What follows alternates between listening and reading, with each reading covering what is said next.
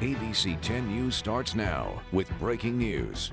This is a live picture from the nation's capital where a curfew is now in effect after supporters of President Trump stormed the Capitol building, setting off a violent riot. About 2 hours ago, the House and the Senate resumed the process of counting the Electoral College vote, which they pledged to finish tonight. Several Republican senators now say they won't object to the process as originally planned. A woman was shot and killed in today's chaos. The violent occupation of the Capitol building was encouraged by President Trump to his supporters just in terms of protesting the Capitol. And those comments about the election being stolen and the refusal to condemn the rioting previously led Twitter to suspend his account. Facebook and Instagram later also did the same. Good evening. Thank you for joining us on our ABC 10 News streaming platforms. I'm Kimberly Hunt. And I'm Steve Atkinson. Let's begin our team coverage with our ABC 10 News reporter Derek Stahl in the live center tonight with the latest updates. Derek. Well, good evening. Democrats have accused the president of inciting this violence today, and now some Republicans are beginning to voice their frustration as well in the form of resignations. At least 3 White House officials have announced their resignations tonight. They are White House Deputy Press Secretary Sarah Matthews, the First Lady's Chief of Staff Stephanie Grisham, and the White House Social Secretary as well. There are reports of other resignations that they are imminent, including in the national security apparatus, all as the nation witnesses an unprecedented presidential transition. Violence never wins. Freedom wins. With that, senators resumed their work tonight, finalizing Joe Biden's victory, but not before condemning the attack that shook the Capitol. We will not bow to lawlessness or intimidation. This will be a stain on our country, not so easily washed away. Several Republican lawmakers announced they would no longer object to the results, a sign of unity after nearly 4 hours of violence. The scenes of chaos outside America's symbol of democracy started around 11 a.m. Pacific. Pro-Trump demonstrators pushed past barricades and Capitol Police. As some smashed their way through windows, security forces took up positions with guns drawn. At one point, a woman wearing Trump gear was shot and later died. Inside the House chamber, lawmakers took cover in the gallery behind seats. Some even donned gas masks as police deployed tear gas to try to disperse the mob. By 11:30 a.m., the Capitol and 2 nearby buildings were in lockdown, and an armed standoff had begun. Shortly after 1 p.m., President Trump released a recorded message calling for his supporters to go home. We had an election that was stolen from us. It was a landslide election, and everyone knows it, especially the other side. But you have to go home now. Not long after, Twitter removed that post and suspended the president's account for 12 hours, saying his false claims about the election results could incite further violence. So tonight, Washington, D.C. is under curfew orders. There's still a large law enforcement presence out there. At least 13 people were arrested amid all the rioting tonight. They found a number of weapons. There were also 2 homemade explosive devices that were found in Washington, D.C. today that added to all the chaos. They were near the RNC and DNC headquarters. The FBI explosives team rendered them safe. Derek Stahl, ABC 10 News. Horrifying day for our country. Derek, thank you. We're also hearing from some local lawmakers who were at the Capitol when the chaos unfolded. Our ABC 10 News reporter Mimi Alcala spoke to Congressman Juan Vargas, who is there now and says he's ready to get back to work. I spoke with Congressman Juan Vargas, who is sheltering in place with his staff members. He described the chaotic scene as protesters stormed the Capitol and says he was ready to fight if needed. I looked around and my staff got these flag sticks, and we said, you know what, if they break into where we are, we'll fight back. I mean, they've got weapons. We went to another secure location here at the Capitol complex. We think it's secure, we don't know. Then you hear people running down the halls, screaming. I'm like, what the hell is going on? And you couldn't tell if they were police officers or they were, rioters. I mean, you just couldn't tell. It was shocking. Vargas says he is angry.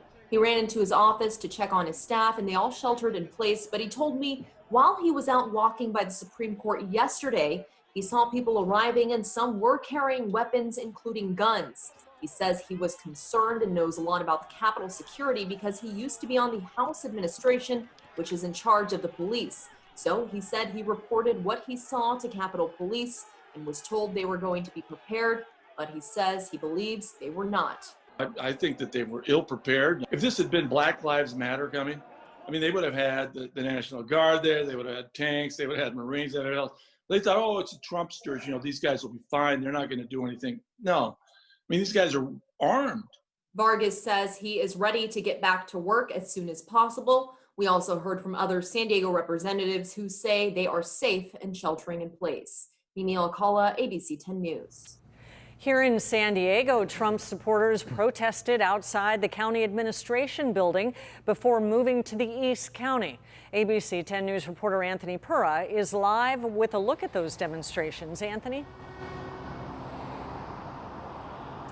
Kimberly, there were close to 100 people out here earlier this evening. We've seen the numbers diminish a little bit here within the past hour, but still some people over there at the corner, you can see them waving Trump flags and U.S. flags. This is at the intersection of Mission Gorge Road and Cuyamaca Street. Now, some of them have told us that they don't buy that the election was fair. It's something the president has been saying. However, there's been no proof of that. Now, there have been some moments of tension between the demonstrators and some people driving by exchanging words, but nothing escalating beyond that. I want to show you some video from earlier today. This was at the larger demonstration outside the county administration building in downtown San Diego. There were about 200 people at that event. All of this happening, of course, on the same day that Congress was scheduled to ratify the election results. We saw the events at the Capitol. Many of the demonstrators downtown did as well. I spoke with one of them who said she was there at the demonstration downtown to show her support for her party and for the president. She did not condone what demonstrators did in D.C. I'm disheartened. If there are people there that say that they stand on the Republican side and for Trump that are actually breaching the building and doing these things, I say shame on them. They don't stand for what I stand for or the Republicans that I know. And back out here live, it's unclear just exactly how long the demonstrators plan to be out here tonight, but many of them seem energetic, and they have been saying, and they've been getting a lot of support from the cars that have been driving by. We're reporting live tonight in Santee. Anthony Pura, ABC 10 News. Thank you, Anthony. Joining us now to talk about what's happening in the Capitol is University of San Diego law professor Craig Barkas. Thank you for being here tonight. Thank you. What kind of charges could the Washington, D.C. protesters potentially face?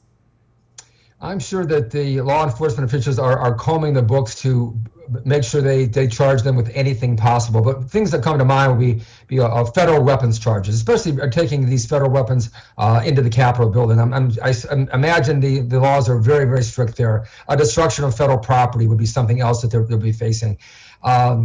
Inciting a riot. And under these circumstances, I would imagine the internal workings of the Capitol building are such that there are cameras everywhere. And despite the coronavirus, these people were not wearing masks. So I think law enforcement is going to have quite a field day identifying who these people were and bringing them to justice. And President Trump has another 2 weeks in office. Political analysts now are starting to talk about what decisions the president may make in the next 2 weeks. How are those governed legally? Yes, the biggest decision-making authority the president has that he still has is the ability to issue executive orders.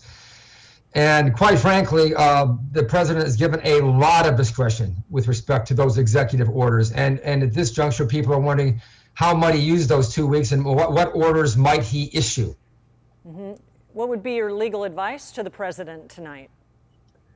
My legal advice to the president would be to dial things back dramatically. I was spending some time listening to lawmakers on both sides of the aisle, and to say that their ire is aroused is to put it mildly. There are people talking about things like impeachment, talking about the 25th Amendment, and I'm talking about Republican elected officials. Yeah, so much to go through. Thank you for your expertise, law professor Craig Barkas. Appreciate it. Stay on top of any new developments in the Capitol with the 10 News app. A free version is available in the App Store. Turning now to coronavirus, county officials say that we are still days away from seeing the impacts of holiday gatherings in our COVID-19 case counts. We are anticipating an uptick in cases as a result of Christmas and New Year's. Based on traffic patterns and airline patterns, it seems that probably not everyone followed the public health orders surrounding the Christmas and New Year's holiday. As for the new UK variant, the county now has 28 confirmed cases of the more contagious strain and 12 more probable cases. Overall, the county announced another 3,800 new cases today. That brings our total to 176,000. Another 37 people lost their lives to COVID, bringing that total to 1,691. Governor Gavin Newsom wants to give Californians an additional $600 from the state. The proposed payment announced today would send the money to people making less than $30,000 a year. The governor is asking lawmakers to approve the proposal quickly so people can be paid starting next month. And meantime, a state committee met today to determine who's next in line to get the vaccine.